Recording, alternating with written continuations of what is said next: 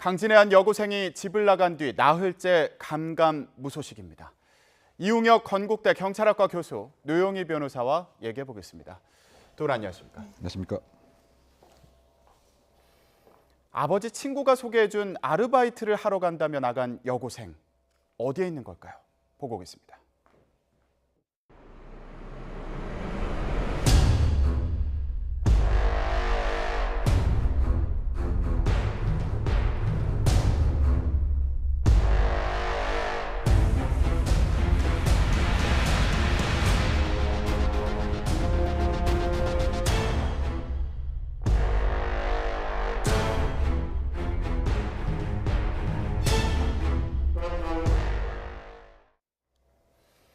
네, 실종된 여고생은 아버지 친구가 소개해준 아르바이트를 하러 간다. 이렇게 SNS 메시지를 남기고 집을 나간 상황이었죠. 네, 그 친구에게 그와 같은 내용을 보낸 것 같습니다. 그런데 정말로 그곳으로 간 것이 그와 같은 목적인지 이 부분은 이제 수사를 통해서 밝혀져야 될 그 부분인 것 같은데요. 예. 어쩌면은 그것이 하나의 미끼일 가능성을 배제할 수는 없는 것은 아닌가 일단은 또 생각해 볼 수 있는 것인데 현재까지 우리가 그 가장 바람직한 것은 이 그 고등학생이 그냥 단순한 이제 가출로 판명이 되는 것이 제일 소망합니다. 그런데 여러 가지 그 상황으로 봐서는 지금 아빠의 친구가 일정한 용의 선상에 있을 가능성이 상당히 크지 않는가 그 예상이 되고요. 예. 그리고 이 부모가 물어봤을 때 아빠 친구에게 그 아르바이트 하러 간다고 했었는데 뭐라고 답변했느냐? 그와 같은 아르바이트와 관련된 것을 마치고 집에 데려다 줬다. 이렇게 언급을 하지 않았습니까? 그러면 적어도 뭐냐면 당일날 두 사람이 만났던 사실은 분명하다. 그리고 시간상으로 봐서 결론적으로 만나고 그다음에 야산에서 발견이 되고 또 당일날 왠지는 모르지만 세차까지 하고 그다음에 신고가 이루어졌음을 알고 나서 6시간 지나고 나서 극단적인 선택을 했다라고 하는 이런 인과적인 가능성으로 봐서는 아빠의 친구의 상당히 용의선상이 좀 강해지는 면이 아닌가 이렇게 잠정 추정해 봅니다. 예, 일단 여러 보도를 종합을 해보면 그 실종된 여고생 부모님에게 그 아버지 친구가 아르바이트를 마치고 집에 데려다 줬다 이렇게 이제 얘기를 했다는 보도도 있고요. 그렇죠. 그리고 저희가 이제 단독으로 보도해 드린 내용은 실종 여고생의 어머니가 그 남편의 친구 집을 찾아갔는데 뒷문으로 도망가는 장면이 포착이 됐다는 거 아닙니까? 네, 그렇습니다. 이 아버지 친구라는 분은 보양탕집을 이제 운영을 하고 있고 개를 200마리 키운다고 합니다. 예. 그래서 그 집에 아마도 CCTV가 설치되어 있는 것 같은데 CCTV를 확인을 해보니까 그 아버지의 친구가 어머니가 밤 11시 반쯤에 초인종을 누르고 찾아가니까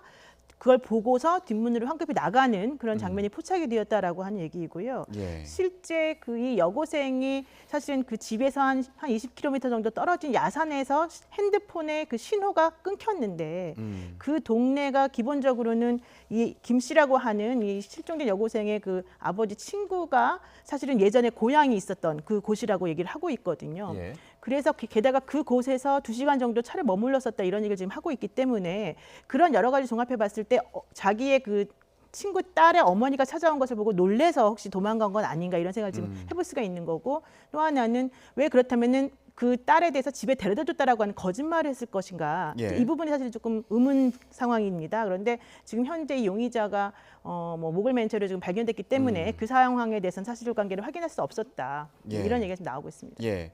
그리고 아까 교수님도 말씀해 주셨는데 지금 여러 가지 의혹 중에 또 하나가 그 전날 외출하고 돌아와서 차를 세차하는 그렇죠. 장면도 포착이 됐다고 하더라고요.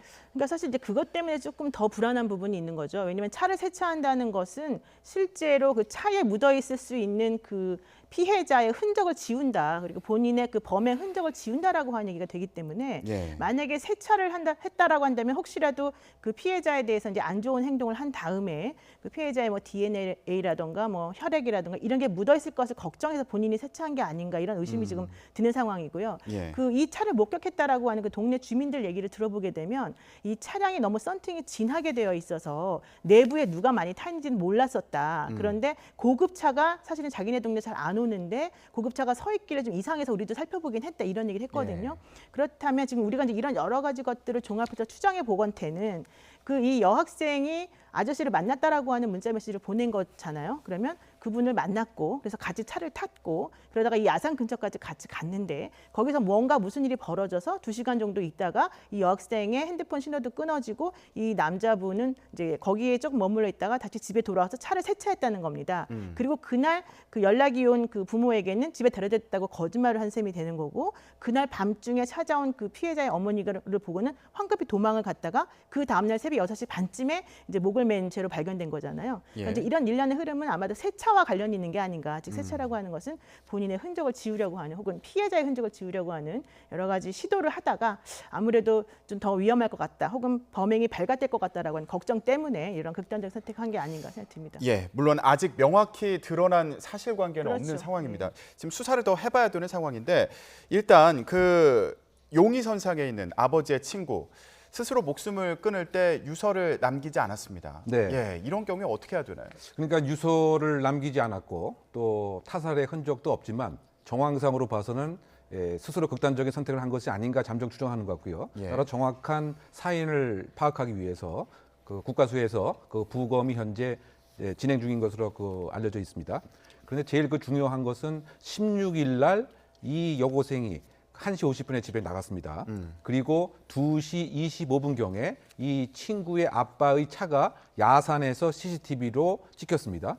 그리고 4시 30분경에 이 여고생의 휴대폰에 마지막 발신음이 끊겼습니다. 그리고 나서 5시 반, 6시 사이에 여러 가지 세차 행위가 있었던 것 같고요. 그럼 가장 중요한 것은 1시 50분부터 4시 20분까지 어떠한 일이 있었던 것으로 우리가 추정할 수밖에 없는 이와 같은 상황이죠. 예. 그럼 조금 더 구체적으로 말하면 처음에 집에서 나오는 그 순간부터 아빠의 차에 이 여고생이 아빠 친구의 차에 말이죠. 타고서 약 20분 정도 가게 되면 그것이 바로 이제 20km 떨어져 있는 2시 20분경에 찍힌 이 아빠 친구 차가 찍힌 그 장소입니다.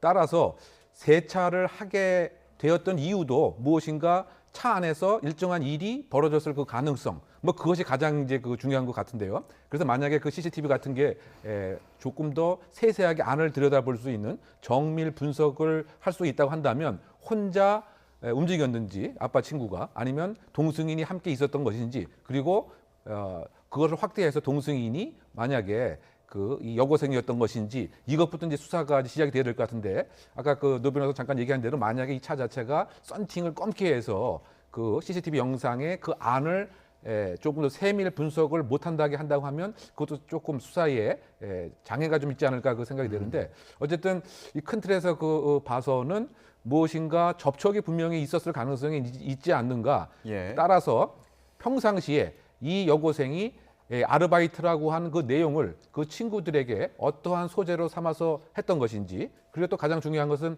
지금 이 아빠 친구 딸의 그 휴대폰은 그냥 집에 두고 간 것 같은데요.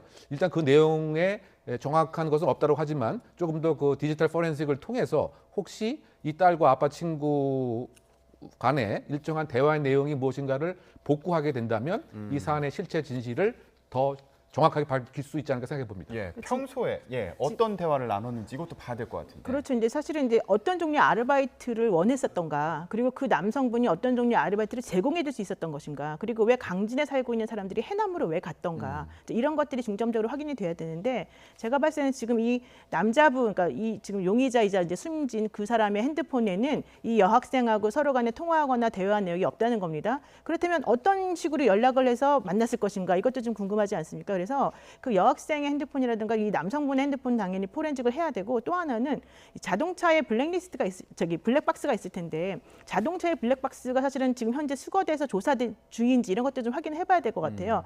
블랙박스가 보통 이제 바깥에 있는 장면도 비추기 때문에 만약에 차를 가지고 와서 이 여학생을 데리러 왔다고 한다면 여학생이 타는 모습이 당연히 찍혔을 것이고요. 그 이후에 만약에 여학생을 어떤 산 같은 데 갔다라고 한다면 그 차 안에서 둘이서 같이 대화하거나 뭐 얘기했던 것, 그리고 방향이 어디였는지 이런 것들을 확인할 수 있지 않습니까? 그리고 자동차 안에 있는 내비게이션을 살펴보게 되면 거기에 이제 그 목적지 이런 것을 확인해 볼 수 있기 때문에 예. 그날 당일의 그 행적 같은 것들을 조금 과학적으로 분석해 볼 여지가 좀 있어서 그런 것들을 종합적으로 검토해 본 다음에 아마 종합적인 여러 가지 사실관계가 파악되지 않을까 싶습니다. 지금 일단은 그 여고생의 휴대전화 신호가 끊긴 그곳에서 수색 작업을 벌이고 있는 상황이죠. 예, 일단은 이제 아무래도 마지막 그 생존 반응일 수도 있기 때문에 실종 반응일 수도 있고요. 그래서 그 지역을 중심으로 해서 경찰관 500명, 그다음에 그 탐지견 그 5마리 등 또 2대 헬리콥터 등을 통해서 정밀 수색을 하고 있습니다. 그런데 다만 좀 주의할 것은 마지막 그 휴대폰이 꺼진 장소 이외에 예. 예를 들면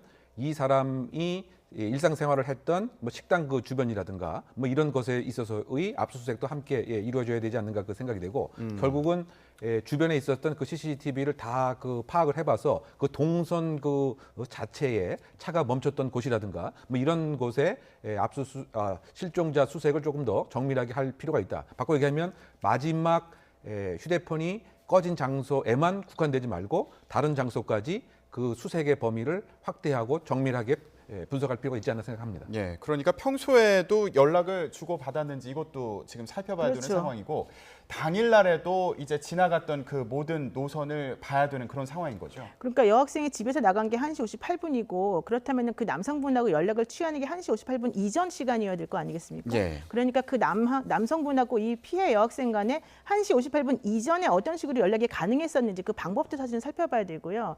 이 피해 여학생 집안하고 그 가해자로 지금 얘기되고 있는 용의자의 그 남성분하고는 사실 식사도 같이 할 정도로 아주 친한 사이였다고 그래요. 네. 그러면 평상시에 이 여학생이 고등학교 1학년 학생인데 아르바이트가 필요하던 상황을 이제 이 사람들이 알고 그걸 이용했을 가능성이 있기 때문에 그거가 관련해서 아마도 이제 부모님들이 좀 정확하게 정보를 더 제공해 주는 것이 필요하지 않을까라고 생각이 들고 중간에 이 여학생이 자기 친구에게 이제 문자 메시지를 남길 때는 그 뭐 만났다 간다 뭐 이런 얘기 나오지 않았습니까? 근데 그게 바로 그 시간마다 자신의 위치가 어디 있는지를 알려줄 수 있는 단서가 되는 거잖아요. 그러니까 본인이 집에서 나와서 그 남성분을 만났다라고 하는 얘기 나올 때까지 그런 동선하고 그 주변에 있는 그 사람들의 뭐 목격자 증언이라든가 이런 것들이 가능한지 이런 예. 것들을 좀 살펴보는 게 필요할 것 같고 그 남성분도 카드 내역이라든가 혹시 그때 이제 2시간 정도 걸려서 그 여학생하고 뭔가 했을 테니까 뭐 그런 거 사용한 내역이 있는지 이런 걸 좀 확인해 보는 것도 필요할 것 같습니다. 예, 지금 확인해야 될 사안이 아주 많아 보입니다. 네, 예. 그렇습니다. 그런데 그 용의자라고 해서 만약 실체 사안을 발견해서 일정한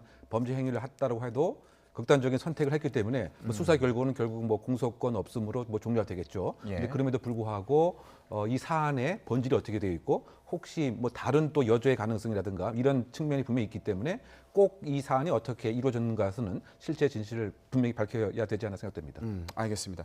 여고생이 무사히 돌아와야 될 텐데요. 예. 관련 내용은 저희가 계속 확인해서 새로운 소식 들어오는 대로 전해드리겠습니다.